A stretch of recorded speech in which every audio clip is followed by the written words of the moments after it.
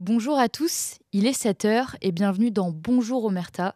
Aujourd'hui, retrouvez les moments forts de l'entretien entre les journalistes Régis Le Sommier et Aude Lancelin. Je vous souhaite un très bon visionnage.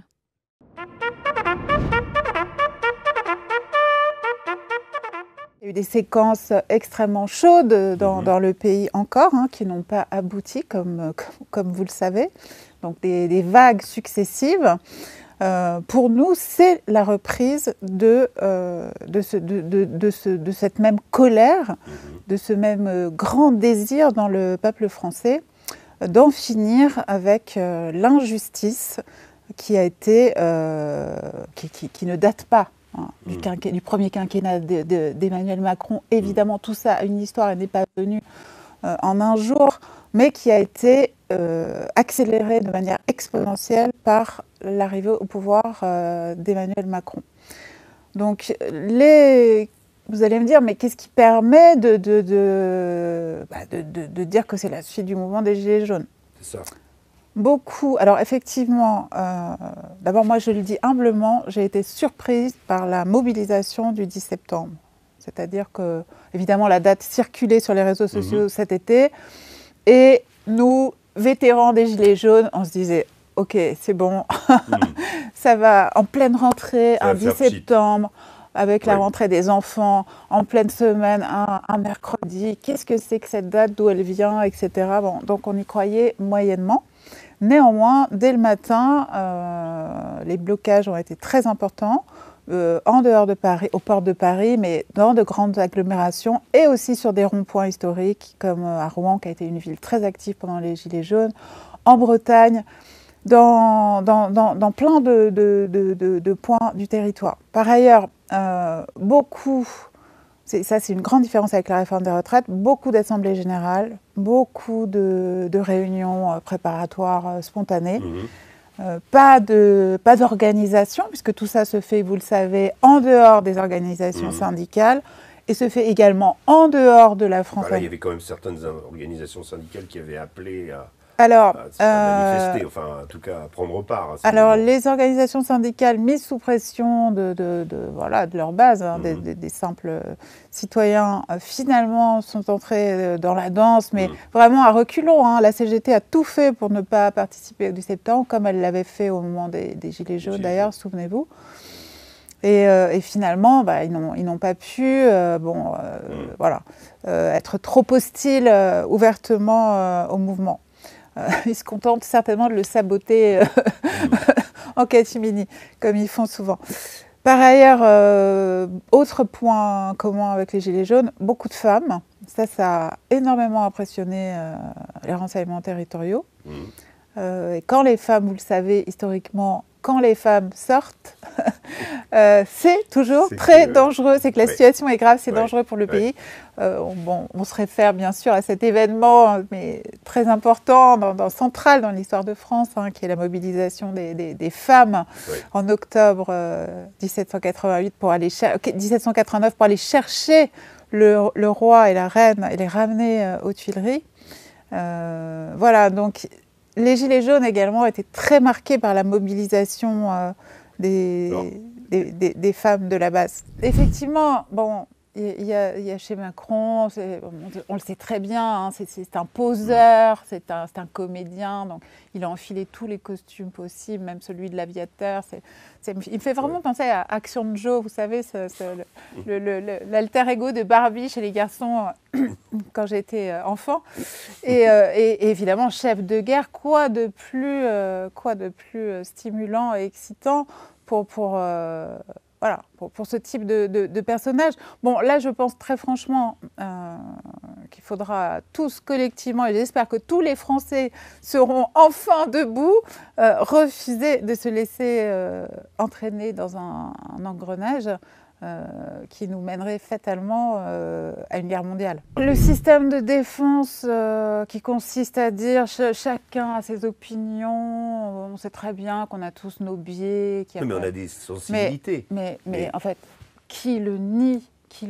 C'est une évidence, mais c'est pas ça la scène à laquelle nous avons assisté. Ce n'est pas ça qu'on voit. Ce n'est pas des gens, ce n'est pas même une discussion amicale ou détendue. Non, c'est quelqu'un qui livre un outil collectif payé effectivement par les impôts des Français à une formation politique qui ne représente quasiment plus personne, qui a trahi tout le monde. Et c'est contraire à toute forme et évidemment, c'est totalement contraire à toute déontologie journalistique, même minimale. C'est totalement incroyable. Moi, j'ai connu de très près, vous l'avez dit tout à l'heure, j'ai passé 13 ans à Nouvel Observateur, j'en ai été la directrice adjointe. Donc, évidemment qu'on est amené à côtoyer des hommes politiques, c'est la base de notre métier. Mais l'idée de se réunir en conclave pour essayer de tordre l'esprit public et de mettre un outil qui appartient à un collectif, qui soit privé ou public d'ailleurs, peu importe, au service d'une cause, dans le dos des lecteurs, des spectateurs et aussi de ses collègues, mais c'est totalement indéfendable. Je mets en cause, là en ce moment, le rôle délétère du Rassemblement national dans son discours sur les plateaux, sur le 10 octobre. Normalement, ce mouvement, il devrait être soutenu.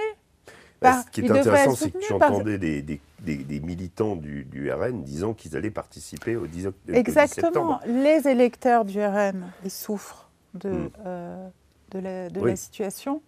Ils ont été les premiers impactés par la destruction des services sociaux qu'a accéléré Emmanuel Macron, par les cadeaux fiscaux massifs qu'il a fait, ISF, exit tax, flat tax, CICE, etc., qui entraînent aujourd'hui des politiques d'austérité dont les pauvres du pays sont les premières victimes. Donc les électeurs du Rassemblement national, où les classes populaires sont très très représentées, comme on le sait, soutiennent ce mouvement en réalité. Et cet été, sur les réseaux sociaux, contrairement à ce qui est dit sur les plateaux de télévision par des cadres du RN, et pas que, bien sûr, il y avait les gilets jaunes, et il y avait des gilets jaunes historiques, et même des grandes figures gilets jaunes. Priscilla Ludowski, qui a initié tout le mouvement avec sa pétition sur les carburants, elle est totalement à fond dans le mouvement, et beaucoup d'autres sur le terrain. À peu près, on estime à 80-90% des anciens gilets jaunes qui soutiennent ce mouvement. Donc, quand on explique que ce mouvement, c'est l'ultra-gauche, nouveau concept, c'est les bobos des centres-villes, les fils de grands bourgeois, du 4e arrondissement. Très représentatif chez les Black Blocs quand même, il faut reconnaître. Du 4e arrondissement, du 5e arrondissement, qui mettent le sbeul le mercredi parce qu'ils n'ont rien à faire et que de toute façon, ils ne risquent pas leur peau. Bon, mais en même temps, j'ai envie de vous dire, effectivement, un mercredi après-midi, en pleine semaine, en pleine rentrée, c'est normal qu'il y ait une surreprésentation des jeunes, des lycéens, des étudiants. À Paris, on ne pouvait pas s'attendre à autre chose. Ça ne veut pas dire que ce mouvement-là n'est pas soutenu dans le pays. Et il y a des blocages dans beaucoup d'endroits. Il y a aussi maintenant le mouvement syndical qui va entrer en marche à partir du 18 et peut-être même avant. Et très franchement, le Rassemblement national joue le rôle de seconde béquille du système dans cette affaire. Pour des gens, dont certains leaders comme Jean-Philippe Tanguy, afficher un soutien aux Gilets jaunes, etc., cela interroge. Et on se dit que décidément, dès que le pouvoir se rapproche, les gens rentrent dans un moule et un uniforme. Alors moi, je ne fais pas du tout partie de cette gauche qui fantasme sur les Luigi Mangione, ce type d'action directe, de violence, de passage à l'action violente. Moi, je suis contre la peine de mort, donc je suis cohérente. Et alors, la peine de mort sans procès et l'exécution en public, même pour les partisans des armes à feu, je suis absolument contre, évidemment. Après, c'est vrai que quand on maltraite les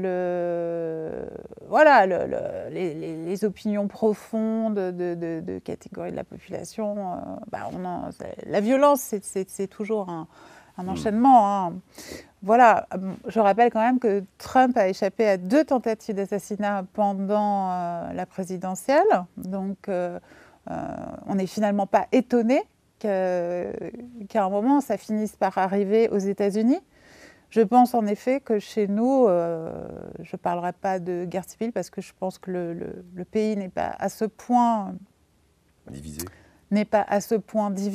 Quand on est sur le terrain vraiment et qu'on parle aux gens, qu'on les rencontre vraiment, qu'on ne se contente pas des batailles sur les réseaux sociaux, etc., on voit que beaucoup de choses nous unissent encore, fort heureusement. Néanmoins, que ce type d'action puisse advenir et qu'elle puisse contribuer à radicaliser encore davantage l'atmosphère de notre pays, oui, malheureusement, c'est à craindre.